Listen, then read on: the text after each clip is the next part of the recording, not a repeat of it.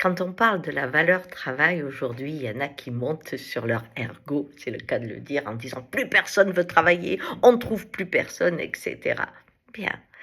Mais comment est venue la valeur travail? Vous savez, à une époque, selon où Dieu vous mettait à la naissance, vous étiez un serf, un esclave, dépendant de gens riches, très riches, ou vous naissiez très riche, avec la possibilité d'avoir tout ce que vous vouliez. Bien, on ne remettait pas en cause, c'était Dieu qui l'avait décidé. Bien.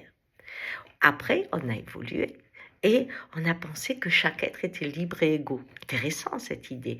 Et du coup, le contrat de travail est devenu une façon de rendre la dignité à chacun, la liberté, selon sa puissance, son désir de pouvoir construire une vie à sa façon. Et ça a fonctionné.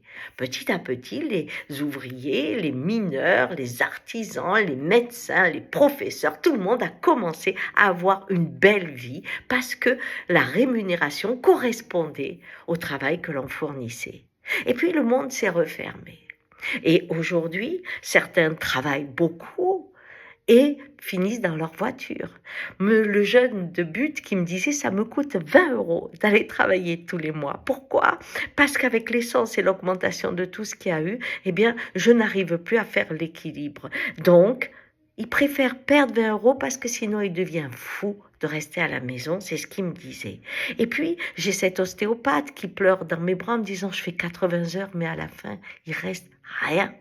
Ou cet artisan menuisier qui me dit la même chose. La valeur travail fait des pauvres aujourd'hui. Et beaucoup qui vivent aussi dans leur voiture parce que le travail ne leur permet pas d'avoir un logement. Eh bien, la dignité, la liberté ne sont plus au rendez-vous, mais l'esclavage est de retour.